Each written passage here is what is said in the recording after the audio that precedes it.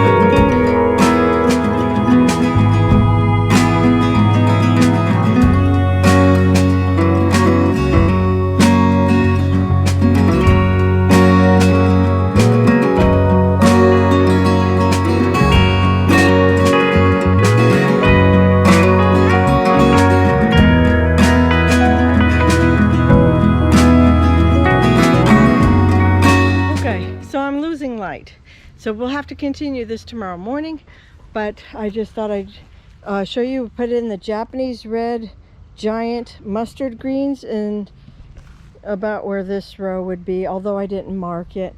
And then I just tilled the rest just to keep that, you know, weed seed bank, you know, being turned over, and whatever grows up gets to go back in, and just trying to exhaust that.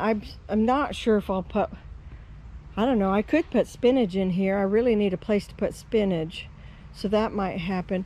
But anyhow, when I wake up in the morning, we're gonna tackle that little flower bed.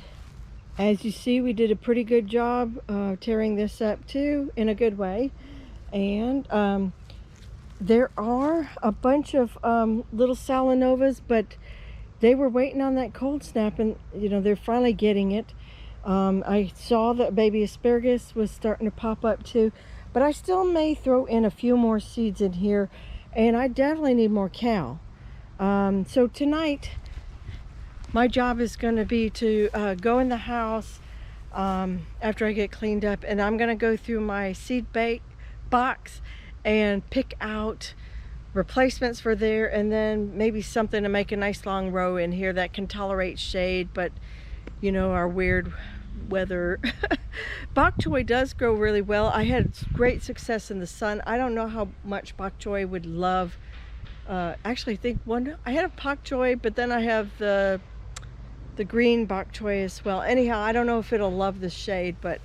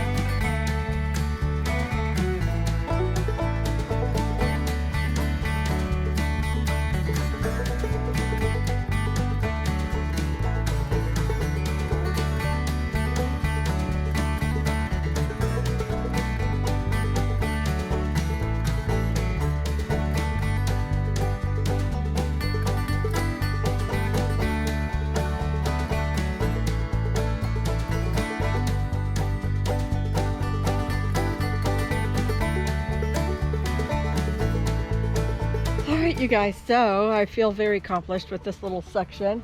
I haven't seen it cleaned out of here probably since last winter or fall. So I did not only pick weeds, but I put a little bit of the mushroom compost lightly shaken over top, and that will serve for my amending.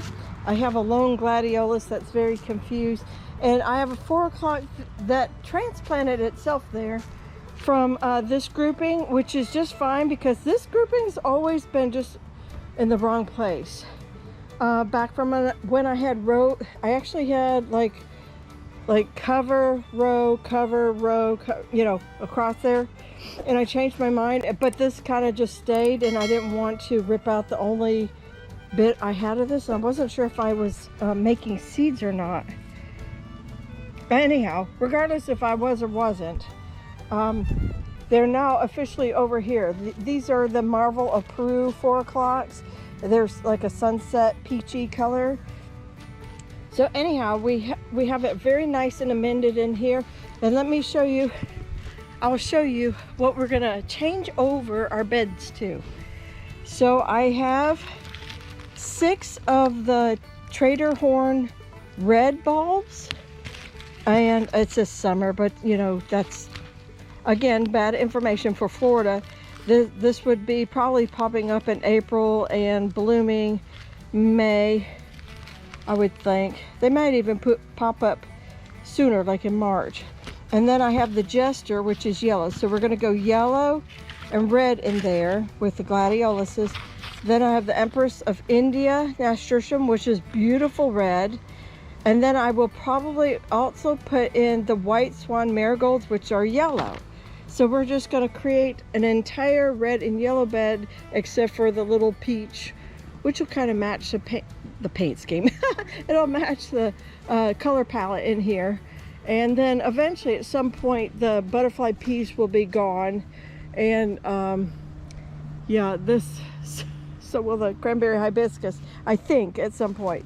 But anyhow, let me go ahead and start popping in Gladiolus bulbs.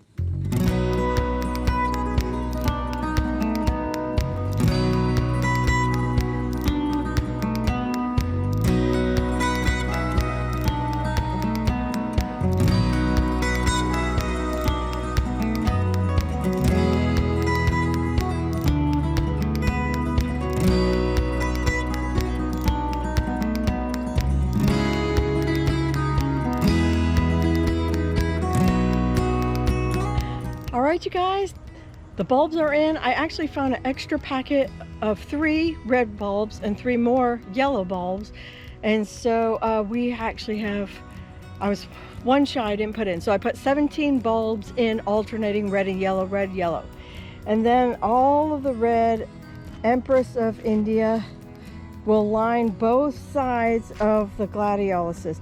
And eventually my goal is once the Gladiolus stalks and blooms fade out, the Nasturtiums will kind of close the gap, and then there'll just be a beautiful red sea in here of bright red Nasturtiums. So I couldn't be happier with what I think this is going to turn out to be like.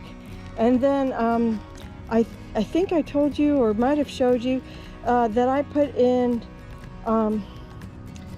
the giant red Japanese mustard greens in here. Sorry, it's got 4 names. And then right in here you can kind of see where I just roughed up the ground. I put in the red tabby spinach. And I did try red tabby in the north garden, but I might have buried that seed a little too deep. A lot of things didn't like it up there. So I'm just putting a second row right in here. You can see the 2 rows that way. And just waiting on this side. I'm not sure. I always say I'm not sure. I might go back with bok choy. I wasn't going to do the bok choy, but you know, I might just throw some in just because I can. I got to sweep my ground cover again, and then that'll be it for me. And everything else is doing really good. I think the next video that I'm going to do for you will be my lesser gardens. And so that'll be the shed bed is what I'm going to call it. The one that's the walkway between the shed and the bananas over here. And then I have one kind of in the interior of the food forest. And I really need to pull out a lot of Bidens-elba and just whatever in there. I actually have peppers growing in there, but you can't see that. So that's kind of bad. But I'm just going to call that the lesser beds video. So anywho, that's it, you guys. Thank you for watching with me. Take care, God bless, and I'll see you in the next video. Bye-bye.